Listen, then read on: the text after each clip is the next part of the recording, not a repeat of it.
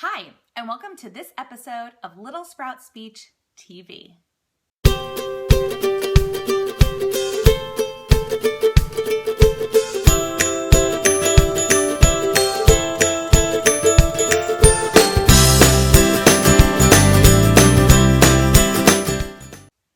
Grab your pen and paper because today we are talking about how to manage tantrums.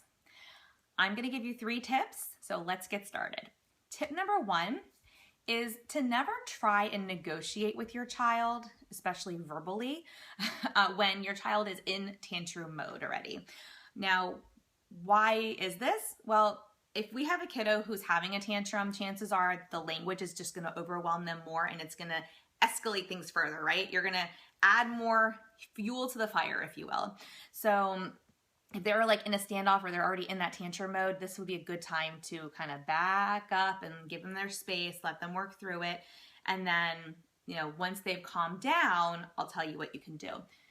Keep in mind, sometimes this can take 20 minutes, for them to calm down and kind of come back to a place where they're calm enough to move on to this next tip that I'm going to give you. So then what is tip number 2? Well, once your child has calmed down, and maybe this is sort of a self-calming thing where they kind of need to just work through it themselves, or maybe they need to go into, a darker space, into a room where there's some sensory stuff there where they can kind of get a good squeeze, or they can just be calmed down by the lights being low or in a quiet space, whatever the case may be.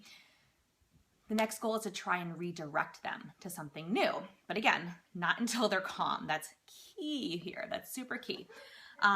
Chances are that after they've calmed down, they're either going to have forgotten why they were upset in the first place, or if they remember, they'll at least be at a place where they feel in control of their body and they're able to move on to something else. So what does this look like?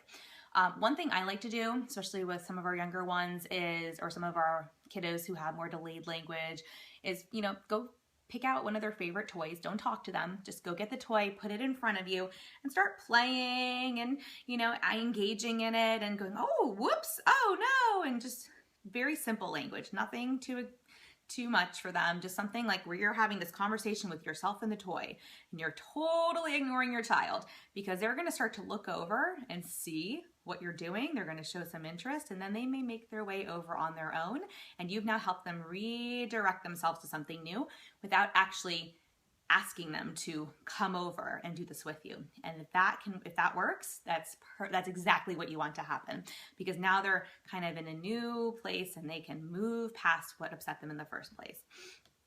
And then tip number 3 is going to be avoid the word no, don't, can't, won't, anything negative, because again, that will add more fuel to the fire, especially if they're in that meltdown mode.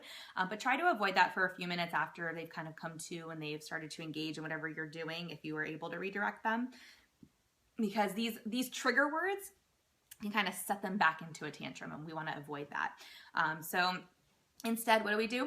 Phrase things as to how you want your child to do them. So maybe, you could have them come back over, and if the thing that set them off was that they were, jamming something into the table and you kept asking them to stop, instead of saying, no, we don't jam things. No, we don't do that. We don't do that.